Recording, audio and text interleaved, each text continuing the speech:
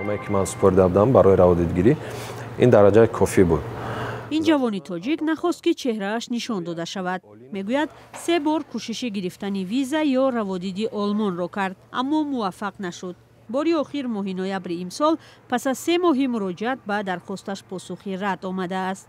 ندانستن زبان آلمانی، معلومات بر دروغ پیشنهاد کردن، نارسایی حجت‌ها، از آن نگاه نکرده که من سرتیفیکات زبان آلمانی از گوته اینستیتوت یعنی سرتیفیکاتی که افیциально در آلمان و سفارت‌ها قبول میکنه. پیشنهاد کردم و در جواب رد باشد گفتن که من آلمانی را نمیدونم. مصاحب ما گفت جوانان زیادی به مثل او پس از تلاش چندین باره برای روادید آلمان پاسخی رد گرفتند. او با سبب‌هایی که برایش پیشنهاد کردند راضی نیست، اما میگوید اعتراض و درخواست بازبینی حجت‌ها هم کاری آسان نیست. برای این باید به سود برلین مراجعت کنی، یک چند ماه دیگر انتظار شوی جواب آنها را، یک چند مکتوب ها نویسی. از تاجیکستان هم نوشتن ممکن نیست. برای این باید از آلمان نویسن یا یگان نماینده داشته باشی در آلمان. سفارت آلمان در وبسایتش نوشته است با قرار وزارت کارهای خارجی این کشور امکان شکایت از رد شدن درخواست روادید به مرکزهای ویزادهی در تمام جهان بیکار شده است.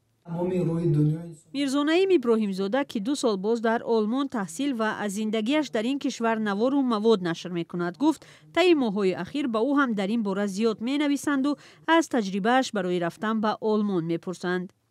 خودی او سال 2023 پس از 1 ماه انتظاری و صحبت یا امتحان ویزا گرفته است. روزهای آخر خیلی با ما تماس میگیرن، خیلی میپرسند که مشکل در چی باشد که ما نمیتوانیم گرفتن روادید خیلی سخت شده است. در دوره شما چگونه بود؟ در دوره ما خیلی فکر میکنم مشکل نبود. برای دریافت واکنش و شرح رسمی با ارسال یک نامه ما به سفارت آلمان در تاجیکستان مراجعت کردیم و حالا پاسخ دسترس نشده است. اما سفارت در یک اعلان در صفحه‌اش گفته است با توجه به آنکه طلبات برای گرفتن ویزا زیاد است، مهلت انتظاری میتواند طول کشد. انتظاری و نوبت‌پایی زیاد و رد شدن درخواست برای ویزای آلمان در حالی است که حالا خواهشمندان آموزش این زبان و سفر به این کشور در تاجیکستان خیلی زیاد بوده است. پدیده‌هایی که اگر از نگاه سیاست گیریم که در روسیه رخ داده است، اکثر جوانان دیگر دلشکسته شدند، رو به همین آموزش زبان خارجی آوردن که هر چیز زودتر یک از زبان‌های خارجی بگذار، یا آلمانی باشد، انگلیسی باشد، فرانسوی باشد، اون را آموزند و به همون مملکت‌ها سفر نمایند. آلمان رسما درباره تغییر در قاعده دریافت ویزا یا سفر تاجیکان به این کشور خبری نداده است، اما ترتیب سفر به بعضی از کشورهای دیگر اروپایی برای تاجیکستانیان سخت و محدودتر شده است.